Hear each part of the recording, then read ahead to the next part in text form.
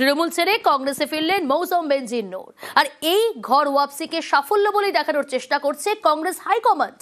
কিন্তু মৌসুমের জেলা খাস মালদাতেই কংগ্রেসের একাংশের অন্য সুর।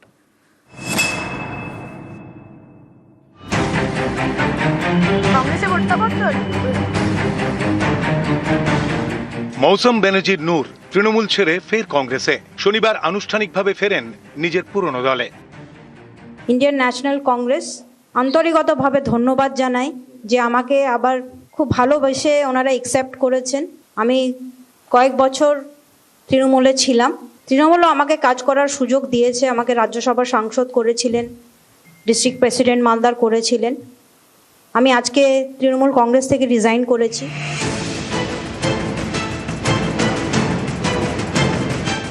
মৌসম বেনজির নূর রাজনীতির হাতেখড়ি কংগ্রেসে। 19-এর লোকসভা ভোটের আগে হাত ছাড়েন, যোগ দেন তৃণমূলে। মালদা উত্তর লোকসভা আসনে ঘাসফুল প্রতীকে ভোটেও দাঁড়ান, কিন্তু জিততে পারেননি। বিজেপির খগেন মুর্মুর কাছে হেরে যান। পরের বছর তৃণমূলের রাজ্যসভার সাংসদ হন মৌসম।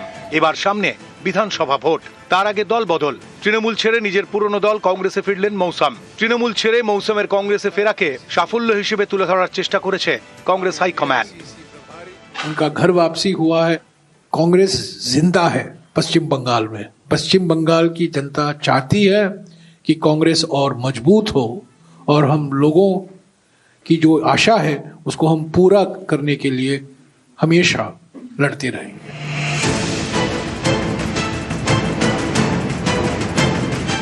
মৌসুমের ঘর ওয়াপসিকে সাফল্য বলে দেখানোর চেষ্টা করছে কংগ্রেসের শীর্ষ নেতৃত্ব।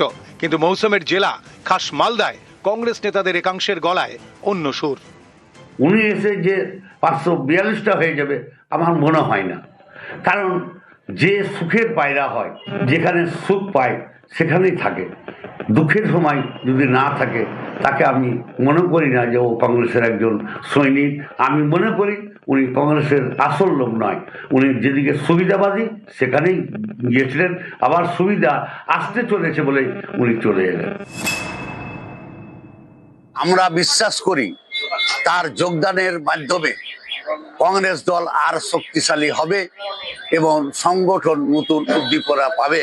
তবে বক্তব্য প্রদানকালে অনিচ্ছাকৃত কিছু শব্দ চয়নে ভুল হয়ে গেছে, যা আমার আসল উদ্দেশ্যকে সম্পূর্ণভাবে প্রকাশ করতে পারিনি।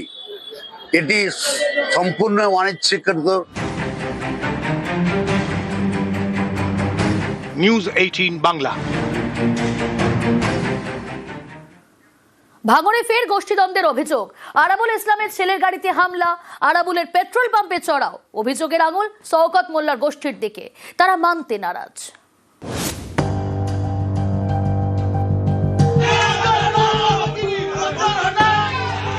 কখনো গাড়িতে হামলা, কখনো পেট্রোল পাম্পে চড়াও। ফের গরম ভাঙড়। দক্ষিণ 24 পরগনার ভাঙড়। এখানে তৃণমূলের পর্যবেক্ষক শওকত মোল্লা, আর দক্ষিণ 24 পরগনায় তৃণমূলের জেলা সভাপতি শুভাশিস চক্রবর্তী। শনিবার রাতে জেলা সভাপতির কাছে যান ভাঙড় 2 পঞ্চায়েত সমিতির কর্মাধ্যক্ষ অদূত মোল্লা। সঙ্গে ছিলেন তাঁর অনুগামীরা।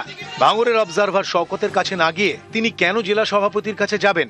অভিযোগ, এ নিয়ে চটে যান শওকত। তিনি ফোন করে অদূতকে নাকি শাসানি দেন। তাঁর বাড়ির সামনে গিয়ে হম্বিতম্বি করেন শওকত অনুগামীরা। এরপর রাত পেরিয়ে সকাল। রবিবার সকালে কাঁঠালিয়ায় অদূতের বাড়ি যান আরাবুল ইসলামের ছেলে হাকিমুল এবং তৃণমূল নেতা প্রদীপ মণ্ডল। অভিযোগ, তখন হাকিমুলের গাড়িতে হামলা চালানো হয়। অভিযোগের আঙুল শওকত অনুগামীদের দিকে।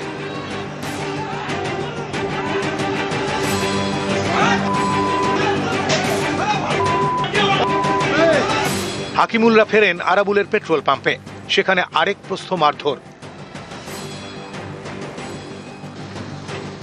আহত হন আরাবুল ঘনিষ্ঠ তৃণমূল নেতা প্রদীপ মণ্ডল। শুভাশিস চক্রবর্তীর বাড়িতে কালকে গিয়েছে আমাদের জেলার প্রেসিডেন্ট। শওকত মোল্লা বলল, কেন গিয়েছিস তুই বল? আমার ওপরে কেউ যেতে পারবে না, আমি যেটা করব সেটা, আমি এখানকার শাহিনশা, আমি এখানকার বাদশা, আমি যা করব তাই। শুভাশিস চক্রবর্তী কেউ নয়। শওকত মোল্লা ফোন করে কিছু ছেলেপিলের পাঠিয়ে অদূতের বাড়িতে হামলা করা। ইতিমধ্যে হাকিমুল যথারীতি সকালে যায়, হাকিমুলের উপরে অ্যাটাক করে। উপর নেতৃত্বকে আমরা ইতিমধ্যে সবাইকে জানিয়েছি। ভাঙড় তৃণমূল কংগ্রেস ঐক্যবদ্ধ, ভাঙড় তৃণমূল কংগ্রেস আগামী দিনে জিতবে। কোনো গোষ্ঠীদ্বন্দ্ব নেই, দলের কর্মীরা সব ঠিক আছে, কোনো গোষ্ঠীদ্বন্দ্ব বলে কিছু নেই। আপনার অনুগামীদের বিরুদ্ধে হামলার অভিযোগ, সেটা নিয়ে কি বললেন না? মিথ্যা কথা বলে অনেক।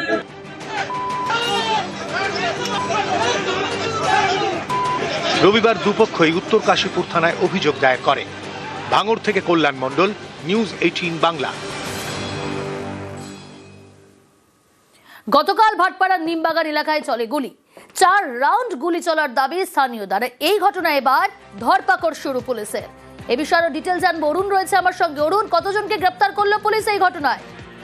দেখো, গতকাল যেভাবে গুলি চালানো হাওড়া হয়েছিল, এই ঘটনা কিন্তু পুলিশও বুঝে উঠতে পারছিল না কে বা কারা কোথা থেকে গুলি চালিয়েছে। কিন্তু সারা রাতভর কিন্তু পুলিশ তল্লাশি চালায় এবং বিভিন্ন এলাকা থেকে কিন্তু 5 জনকে গ্রেপ্তার করা হয়েছে। এরা পিস্তল কোথা থেকে পেলো, কেন বা গুলি চালালো, কিন্তু ব্ল্যাঙ্ক ফায়ার করলো, কিন্তু আওয়াজে মানুষকে আতঙ্কিত হয়ে পড়ে।